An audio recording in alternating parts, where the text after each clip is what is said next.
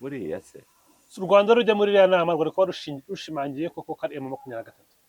yuko ari none se u Rwanda na M23 Oya nta n'ahantu bihuriye. M23 ni abakongomani. mbariza Bodo ndabizi ikigaro kari bugikurikira General Bodo ngarukiye uri umunyarwanda koko tuvugije yavukiye hariya akurira hariya arahigira ababyeyi be n'abasekuru babaye hariya iriya ari pariti y'u Rwanda niba bemera ko M23 ari abanyarwanda ubwo na za Masese na Rucuru na za Bwisha yewe kugenda ugeza za Nusa ubwo nabyo babyita za Warikare ubwo nabyo ni u Rwanda na Sudikiro ubwo babigarura u Rwanda ariko niba bemera yuko bari abanyamurenge yuko abanyamasisi abanyabwisha yuko abanyarucuru ari abakongomani nibaganire nabo niba badashaka kuganira nabo be kubitira u Rwanda ngo kuko bavuga ikinyarwanda ubutegetsi bwa mu Rwanda ni ubutegetsi bw'abanyarwanda bose uko bakabaye ahubwo bivuga hano tuvugisha ukuri niyo principe ya mbere kumva this is the embassy of the we want to talk to you mwaza nkicara tukavuga icyo cyongereza tukaganira na ambasada yambaye ikoti riri idarapo ry'iwabo tugatangira kujya muri analyse politique tukaganira kuri M23 ariko ngo looks like ngo Tutsi in Rwanda wants to take over Congo. Man, you stupid. Nikawa wanguriye ndayishyurira suriya rubugu turarushaka iki we are okay with the country we have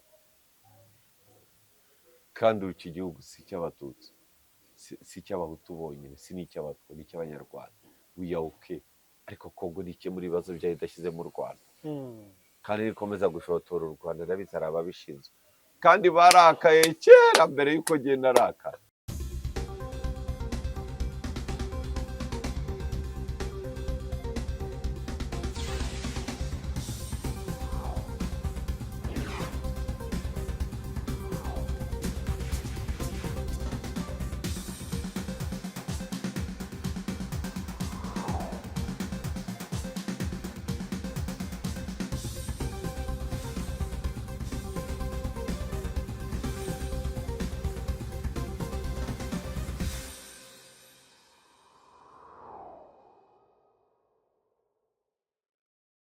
yego amahoro y'Imana bani namwe bakunzi ba One Nation Radio iyi radio ya diaspora y'u Rwanda radio yanyu muyita radio mwaraza mukazana kamera bimeze ni audio vision ubwo muzaye muyita One Nation Audio Vision either it is a TV iyi ni radio ni radio ikora mu buryo bwa radio ariko tugakora mu buryo buri modern tugafata n'amashusho ku buryo abantu baba batwumva ariko bari no kutureba kugira ngo mwuzuze ibyahano yuko bisi beruka abantu bazabumva banareba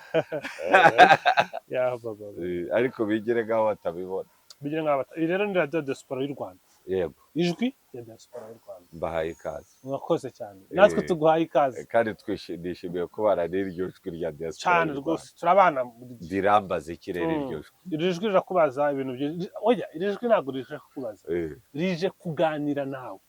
Okay, there's a massive difference between kukubaza no kuganira. Ritangira ibiganiro birahera i Rwanda. I Rwanda habaye iki? I Rwanda ikibazo cya mbere kitwinjiza mu biganiro kubera iki igihugu cy'u Rwanda kititabiriye ibiganiro kandi byari bizwi ko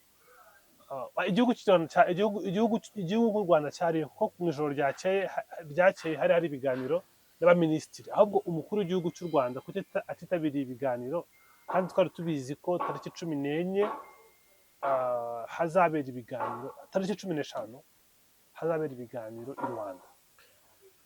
Icyo kibazo cyasubizwa na Minisitiri Nduhungirehe kigasubizwa na Yolande Makuru. Minisitiri Nduhungirehe ni Minisitiri w'Ububanyi n'Amahanga. Ariko version y'u Rwanda irahari bayivuze. Cyo dushaka ni between the lines. U Rwanda rwavuze iki? Rwavuze ko Kongo yanze ikintu ku munota wa nyuma bamaze mu masaha 6 bari mu nama baganira hanyuma Kongo iravuga iti ntabwo ndi buganira bagezeyo tayari Rwanda inama y'abaminisitiri yari ihari Yego. yabanjirije abaperezida yego baraganira yego bemeza ko u Rwanda ruvuga ko bagomba kwemera kuganira na M23. yego Kongo iravuga ati ntabwo turi buganire. Noneho Kongo ishinja u Rwanda ko ari ingingo rwazanye ku munota wa nyuma. U Rwanda rutanga amatariki arenga 8 mu biganiro byabanje kuva mu tariki 31 z'ukwezi August kwa munani kugeza mu nama y'ejo bavuga ku kibazo cya M23, kandi Kongo yari yaremeye ko bazanaganira. Banavuga ko na Perezida Joao Lourenço nawe yari yarabahaye umurongo ko nabo bagomba kuganira. Rero Kongo ikabyanga ku munota wa nyuma. Ikibazo cya mbere gihari, so ninde wanze ku munota wa nyuma finally, kuko u Rwanda wambwiye mbere utangira ko rwanze ku munota wa nyuma. u Rwanda rwanze kujyayo, rwanze kujya mu nama ya Rwanda ku munota wa nyuma. Kandi minisitiri yari ariyo. Inama y'abaminisitiri isanzwe ibaho, yari ihari inakomeye cyane, yari inama y'abaperezida. Inama y'abaperezida rero niho Perezida wa Repubulika Paul Kagame yanze kujyayo, niho atagiyeyo. Yego, ndamushyigikiye. U Rwanda ruvuga ko impamvu atagiyeyo ni uko Kongo mu nama yabanje abaminisitiri irengagije ingingo ikomeye, kandi bari bamaze inshuro zirenga 7 baganiraho bemeranyaho. Ndamushyigikiye kuba atagiyeyo, nanjye sinagiye. Erega hano hari ibibazo bibiri. Hari ikibazo cya mbere gikomeye cya M23 na leta ya Kongo. M23 ni abakongomani na leta ya Kongo ni abakongomani. Nibaganire ku bibazo byabo, niba batabishaka bagume barwana. Kandi ibyo bibazo byabo babiri hari ukuntu byafekitinga u Rwanda, kuko Kongo ukuntu irespondinga kuri M23 irakoresha imitwe yitwaje intwari rimwe na FDLR. FDLR u Rwanda rufite ikibazo cya mbere. Icyo kintu ni ikintu gikomeye. Imitwe yose yitwaje intwaro igafatanya na leta ya Repubulika na Demokarasi ya Kongo mu kurwanya M23, kandi bakabikorera hafi y'umupaka w'u Rwanda. Icya kabiri, imvugo z'abayobozi ba Repubulika Iharanira Demokarasi ya Kongo yo kuvuga ko bashaka gutera u Rwanda bagakuraho n'ubutegetsi. Ibyo ni ibintu udashobora kwirengagiza. Ko ni ukuri. Nawe ikibazo kikaba ngo ushobora kuvugana na leta y'u Rwanda mugakemurana ibibazo bihari, udakemuye ikibazo ufitanye na M23. It's almost impossible. Actually ntibishoboka. Ariko Kongo yamedinze clear kuva ku munota wa mbere, yavuga iti sinzingera nganira na M23 baringa terrorist. Ikintu cyaganirwagaho byari defensive measures u Rwanda rwashyizeho na partnership hagati ya FRDC na FDLR. Ikibazo nabigusora mbere nkagira ngo urabyumva, urambwira ngo ibyo biri clear, ariko reka nsubiremo. Mu ntambara ya leta ya Kongo rwaramo na M23, mu mitwe yose ikoresha historically yarwanyaga leta ya Repubulika na Demokarasi ya Kongo, n'indi mitwe yari ishyizwe gusa guprotesha inyungu z'abacuruzi bacukura amabuye yo muri Kongo. Bose bifatanyije na M23, bifatanyije na leta bifatanyije na leta ya Kongo, bakoresha harimo na FDLR mu kurwanya M23. M23 icyo bayirwanyiriza barabita abanyarwanda ngo basubire iwabo i Rwanda, kandi aba n'abakongomani. Iyo urebye ideology ya FDLR baravuga yuko abanyarwanda b'abatutsi ari abanyamahanga. Niko babivuga. None izo ideology urumva atari zimwe. Abavuga ururimi rw'ikinyarwanda b'abatutsi bo muri Kongo ni abanyamahanga, bo babita abanyamahanga, bakanabirukanira hano hose. Kongo, leta ya Kongo niyo ibivuga. Iyo yita M23 abanyarwanda, tuba twumva icyo bivuga, nawe urabyumva, ntabwo uri umwana. FDLR yivuga yuko abanyarwanda b'abatutsi ari abanyamahanga, nabo turabyumva icyo bivuga. None si ibintu uwavuga uti ndashaka kubana nawe ariko hariya turarwa, uravuga iki se? Rwose uravuga ko tuzarwanya FDLR tuyikuye hehe? uri bwo kwikoresha ku rugamba. Ibyo babeshya u Rwanda nabyo biraye, kuko diri y'u Rwanda imishyikirano y'u Rwanda na Congo itarimo na M23 kugira ngo ibibazo byose bikemuke, ntabwo uba ukemuye ikibazo, nta n'ubwo iyo mishyikirano ishoboka. yego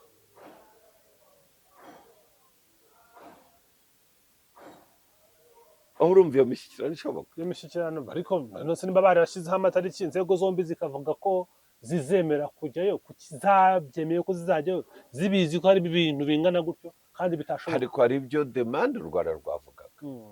kandi icya kabiri, wowe iyo uri leta hari ibyo uvuga, ariko iyo wemeye kujya ku meza y'ibiganiro mukemera umuhuza, urumva pariti zombi zishyiraho kompurensi zazo, iz'u Rwanda zari kiriya n'iza Kongo ziri kiriya, ariko iz'u Rwanda zikavuga ziti niba ikibazo ari M23 mwitwitirira ni iyanyu, muganire, niba mudashobora gukemura ibibazo byanyu wishaka kumbwira yuko icyanjye muzagikemura, mubanze mukemura ibibazo byanyu.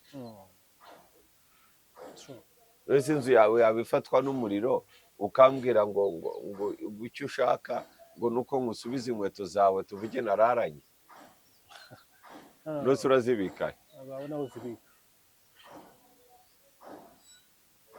none se urebye bisa nkaho Kongo inashuka u Rwanda kugira ngo bari muri operation yo guhiga FDLR, ariko babarasira M23 nicyo bashaka. Icyo bintu biragoye kubyumva gute icyo kintu kumvikane n'u Rwanda mu byo Kongo igomba gukora, harimo kwemera ko bajya kurasa guhiga FDLR, kandi FDLR iri ku rugamba. So muri make tudasira na M23 nose bivuze iki se? yego ese twakemura ikibazo cy'inkweto dufitanye kandi inzu yawe irimo gushya ukambwira ngo iyo tuyihorere kwiganiraho? nunise erega ibi bintu birafatanye. ubu birasaba iki kugira ngo umuntu yicare yumve ko bifatanye? The same ideology ya leta ya Congo ikoresha kuri M23, it is the same ideology ya FDLR ku butegetsi bw'u Rwanda. nunise ahora sobanura nta kintu usobanura, nta bisobanuye. kuri M23 urabivuga, hanyuma ideology iza gute ya FDLR ku butegetsi bw'u Rwanda? aho ni bavuga ko abatutsi bari ku butegetsi kandi abatutsi ni abanyamahanga, kandi bazagaruka mu Rwanda ariko abatutsi batagihari.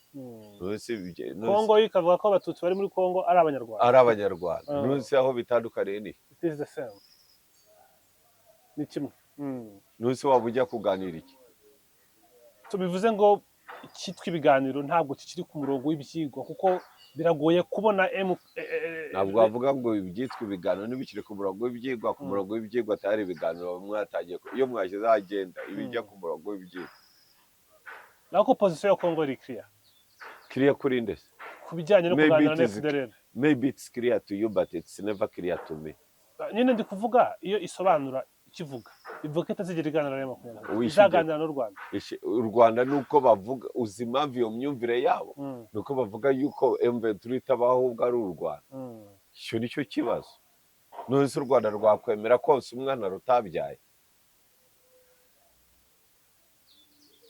talk to me. leta y'u Rwanda yakwemera konsa umwana itabyaye? ubu ifate M23 bita abanyarwanda? none se uvuga ngese zaganira na M23 nzaganira n'u Rwanda? u Rwanda se okay, M23 niyongera ikakurasa ngo ariko u Rwanda rurakomeje kundasa, ibyo ni ibiki? erega let us be rational, dutekereze birenze ibyo twumva. Perezida Ndayishimiye, Perezida Faci, FDLR ideology ni imwe, none se tubigenze dute? none se urashaka kunzanira akado unyuze mu muryango, ugashaka kuyinyaka unyuze mu idirishya? ariko ntabwo wumva ibyo bintu. ibyo bintu urabishakamo ibisobanuro byinshi kandi ibintu biri kiriya. nabyumvise ahubwo se bya bintu bavuga bucayize ngo the ratings was on the wall. ibiganiro ubundi byari gushoboka n'imvugo zari zimaze iminsi zihari ku ruhande Central Republika Demokarasi. ibintu birahinduka no mu biganiro ibintu birahinduka. hari ijambo ejo bundi Tshisekedi yakoresheje, conspiracy theory ikunze gukoreshwa n'aba far right bo muri Europe, great replacement. yo kuvuga ngo nyine population yacu bari kuyihindura, bari kuzana, Perezida Kagame ari kuzana abaturage kubatuza ku butaka bwa Kongo bakaza kuhaba, arayizana. Iyo ni ubwo ni ukuvuga ko abaturage abatutsi bari za Masisi na Rucuru ari abanyarwanda. ubwo ngubwo ni abantu Kagame yazanye. Niyo uretse gatoya, uretse aho ngaho unyihagariro ryo nsubiremo.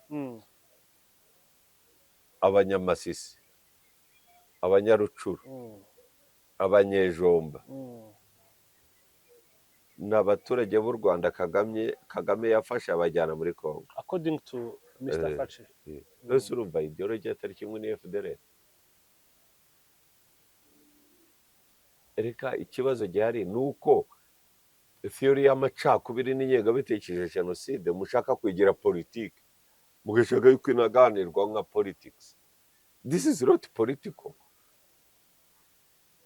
It is hate, it is divisionism, it is genocidal thoughts followed by actions ziri kuri ground zo guteminga, gutwika abantu, kubotsa, ukabarya, mukifata video, isi yose igaceceka. That's genocidal. Icyo ni icyaha cya genocide. So somebody is trying to frame that in a political way, mukabigira politiki. No. Ibyo ntabwo ndibye. Siri bwicare hano ngo mbeshye aba diaspora. Kuko iri ari ijwi rya diaspora. Mbeshye n'abanyarwanda. Bucya. Bari kuzana ibitekerezo. Kandi biriya bintu Kisekedi azabyicuza. Sindagura ndagena. Ibi narimo. Wene ndayishimiye. Umwe. Ibi bintu nongere mbisubiremo. Ibi bintu bya Kisekedi ndayishimiye. Umwe bizamugaruka. Worst case scenario ni sinjya muri ibyo byose. I don't go muri predictions. Ariko icyo nzi cyo ni kimwe. Sindagura ndagena. Umwe muri aba bagabo gute bizamuvana ku butegetsi, bizamutuma azahasiga uko bizagenda uzabireba. Mark my words. Nushaka birebe mu myaka 5. Ibi bintu ntibishoboka. Erega this is existential threat. Ni nacyo abanyarwanda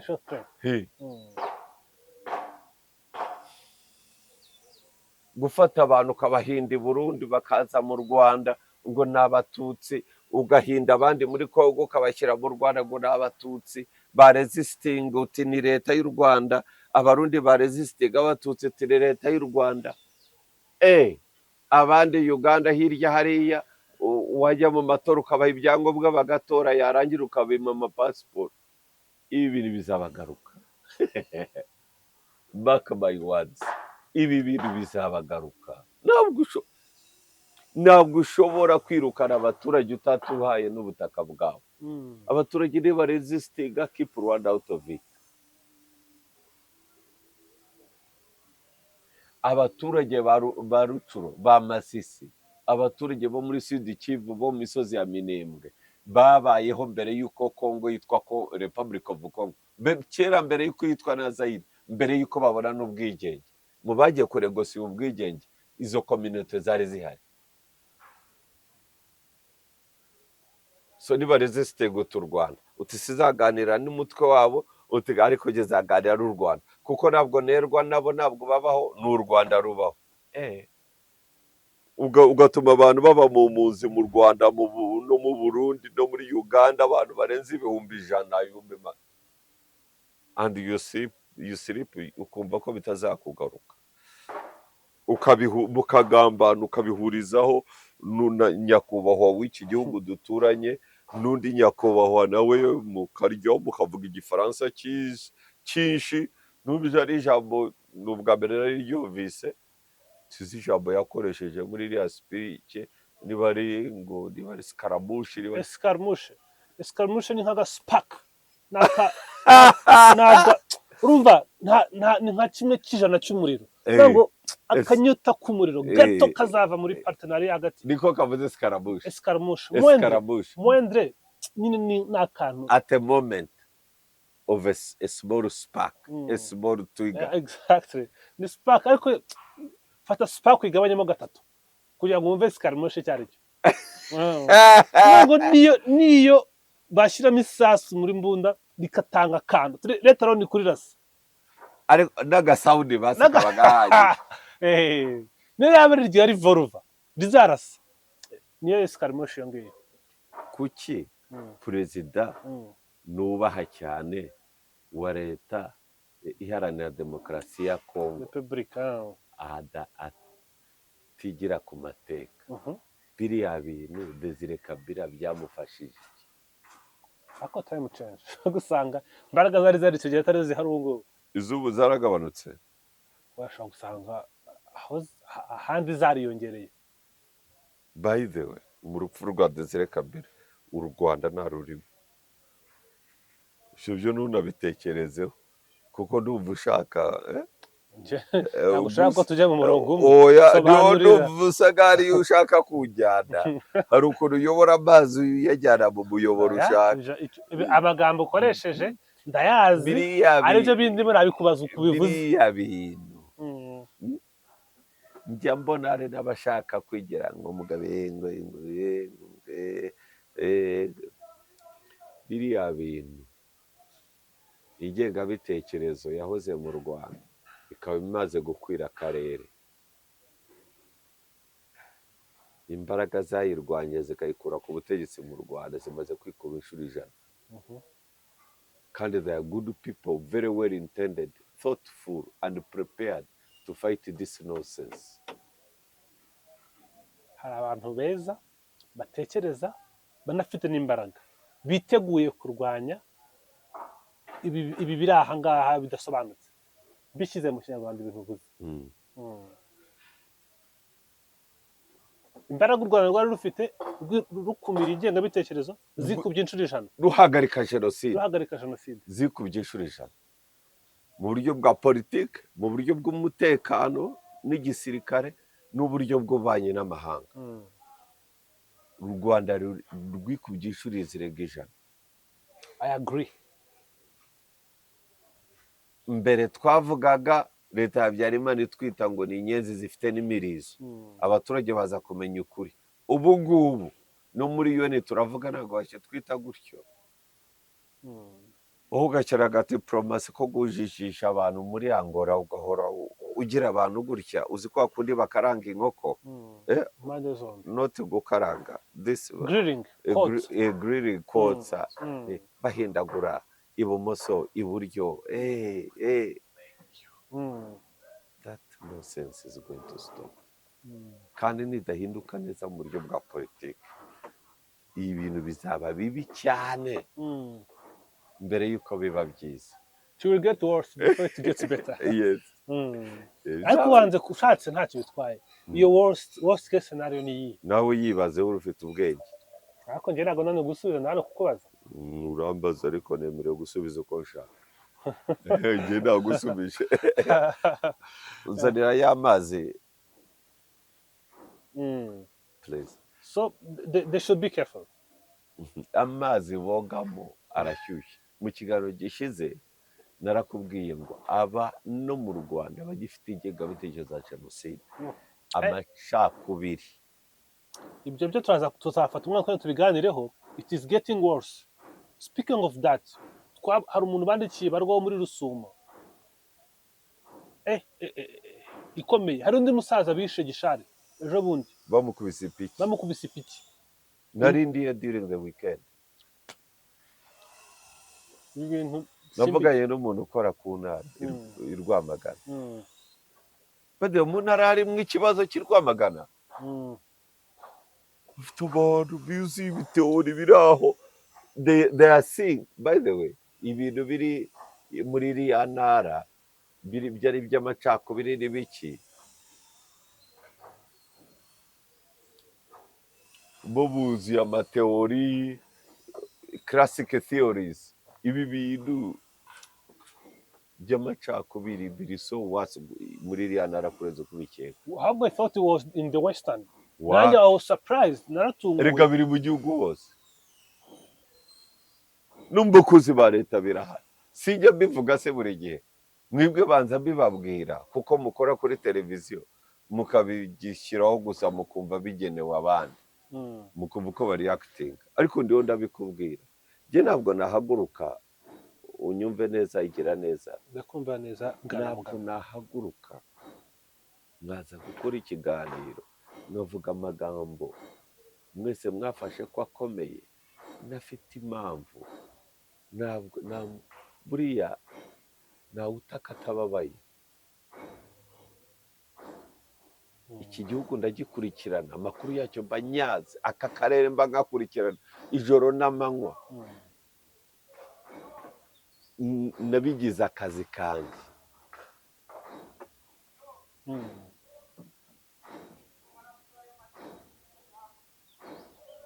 Ndiho ndakurikirana politike y'aka karere, nabigize inshingano nk'aho mbihemberwa. Kubera iki? Kubera ko ari byo nifuza ko biba.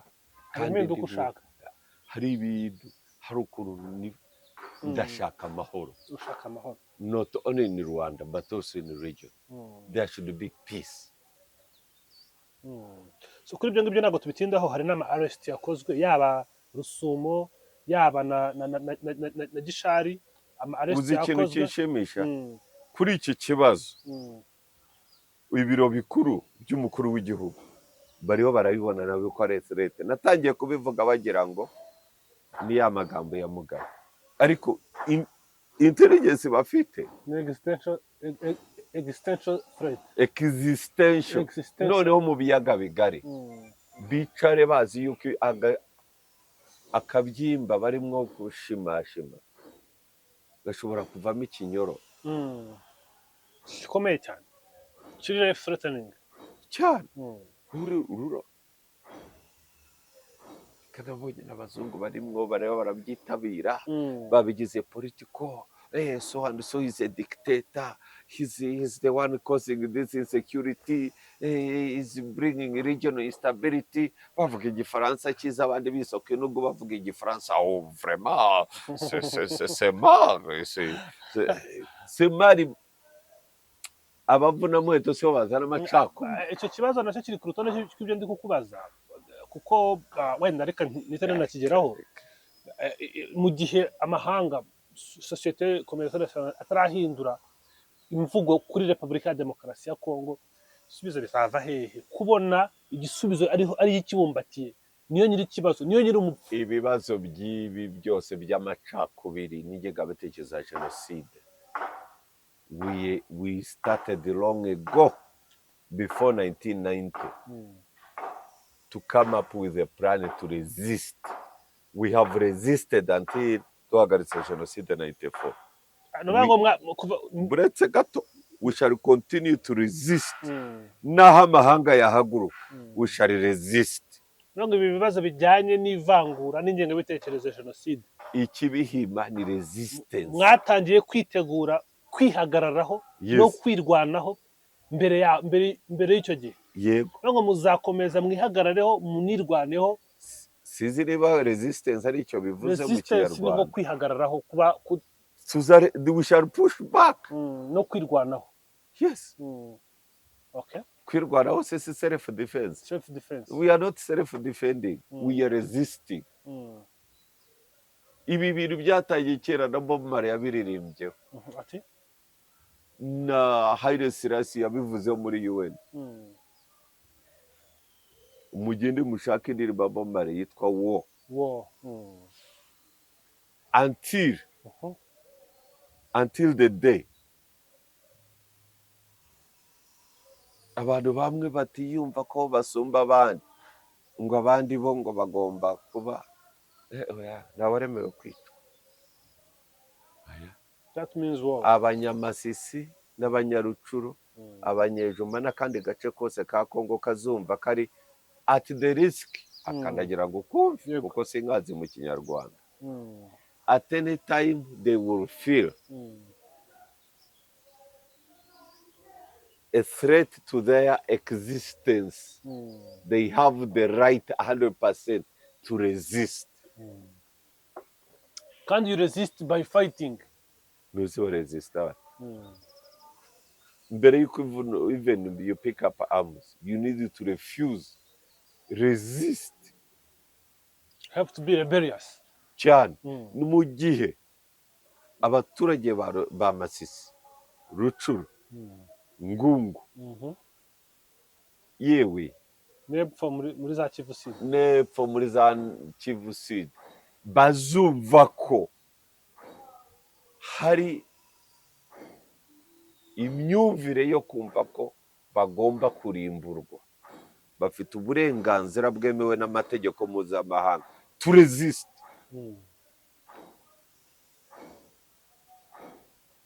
And anytime they will stand up to resist, I will be supporting them morally. Ntabwo abaturage ba Masisi na Rucuru wabagira abanyarwanda, ntabwo abanyamurenge wabagira abanyarwanda, bari n'abakongomani. Ntabwo rero batagira to resist your policies ngo bagira abanyarwanda, ngo uvuga ngo nimuzaganira ngo uterwa n'u Rwanda uzaganira n'u Rwanda. Iyo theory siyo, kandi nyakubahwa perezida wa repubulika Paul Kagame yakoze cyane kutajyayo. Urabishimira cyane. Sinashakaga ko ahagarara n'umuntu wemera ubwo bugoryi, ntabwo mbyemera. Yajyayo yari kuba confirming iki? Yari kuba ari mu mutego, aguye muri wa mutego wa to politicize amacakubiri, mukayagira na diplomasi mukajya kuyaganiraho. Ngo nushaka kuganira M23 ngo kuko M23 ngo nibaho ngo n'abanyarwanda, uri urumva icyo uvuga? Bari abanyarucuro, bari agafishi n'umunyarwanda, Makenga ari umunyarwanda. Ako bavuga ko yarwanye Inkotanyi. Narinzi ko ufite ubwenge bwinshi. Nakubajije ariko wese kumbaza bisaba kwijijisha. Uyobewe ko leta irwije. Je nagomba ndi kwiba. Dore ikibazo cyawe. Uransubiza ukambwira ngo nagari ndi gusubiza abantu. Ariko ubu none ndabaza wowe. Kuko nani wowe baza nkusubiza. Baza. Naza nkanicara nawe. Rwigema ko yarwanye mu ntambara ya Frelimo muri Mozambique. Yeye alikuwa mwananchi wa Msumbiji. La, alikuwa Mnyarwanda. Akikuwa Mnyarwanda tena hakukuwa Rwanda, alikuwa Uganda. Alienda vipi Uganda? The same shit over machakubiri. We need to resist. Ntabwo bishoboka. Leta y'u Rwanda yasabye amahanga. Buretse wambwiraga ko Makenga ngo kubera ko ngo yarwanye intambara y'Inkotanyi ngo n'umunyarwanda. Ndi kugendera ku byo bahera. Nanjye ndakubwiye ngo Leta Fred Rwigema arwanye muri Mozambique, arwana y'ibyo bihugu. Nunisi ibi bintu kuki mushaka kubigira politiki atari politiki? By the way, I support every resistance to every nonsense called the politics. Abantu barafata amacakubiri no kwica abantu no kubotsa no kubarya, iyo nayo ikaba politiki. Bari kurwanira uburenganzira bwabo, bakavuga ngo bari kurwanira uburenganzira bwabo, bari kwica abantu mu mihanda. Bazi unyumve. Kongo, leta ya Kongo irirashyigikira amacakubiri, abaturage igihugu kikaba lawlessness, nkaho bataba amategeko, abantu bakica abantu ngo kuko ari abatutsi b'abanyekongo, bakabotsa bakabarya bakifotoza. Leta ya Kongo ikabyita politiki, bakayigezaho bayishyira high level, ikaba tripartite summit, ngo ibintu none bakabyita politiki. Ngo buriya M23 nibaho resistance y'abantu ba Masisi na Rucuru n'abanyabwisho, buriya na resistance iriho, ahubwo n'u Rwanda nirwo tuzaganira. M23 buriya se u Rwanda rujya muri iriya nama rwo kuba rushimangiye koko kari M23 yuko ari none se u Rwanda na M23 oya nta hantu bihuriye. M23 ni abakongomani. Mbariza Bodo ndabizi ikigara kari bugikurikire ikirera Bodo garuki uri umunyarwanda koko tuvugije yavukiye hariya, akurira hariya, arahigira, ababyeyi be n'abasekuru babaye hariya. Iriya ari pariti y'u Rwanda. Niba bemera ko M23 ari abanyarwanda, ubwo na za Masisi na Rucuru na za Bwisha, yewe kugenda ugeza za Nuzi, ubwo nabyo za Warikare, ubwo nabyo n'u Rwanda na Sudike, ubwo babigarura u Rwanda.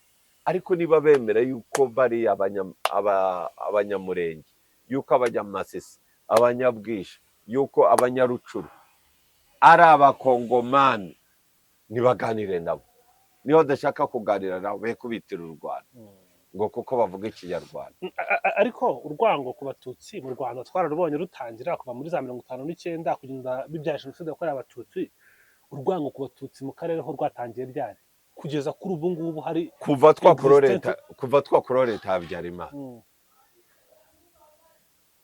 Urumva bahugiye hirya no hino, aho bahugiye bagiye bamamaza ibyo bintu. Unaribe no muri embassies z'abazungu nyinshi ziri i Kigali, bose batagiye kuzura iyo narrative ngo ubutegetsi bw'u Rwanda ngo bukandamiza abahutu. Ushyira hasi telefone. Nawe uri mu bantu se, none reka mwibarize nk'inshuti yanyu, uri bantu batekereza ku butegetsi bwa hano bukandamiza abahutu? ubutegetsi bwa mu Rwanda ni ubutegetsi bw'abanyarwanda bose uko bakabaye, ahubwo bivuge hano tuvugisha ukuri, niyo principe ya mbere. Wari ugiye kubivuga?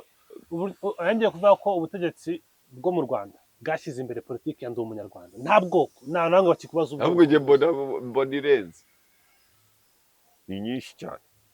Reka nkubwire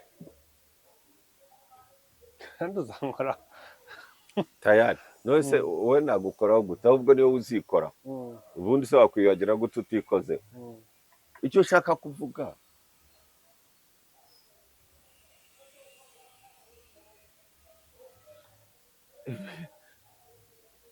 kumva this is the embassy of the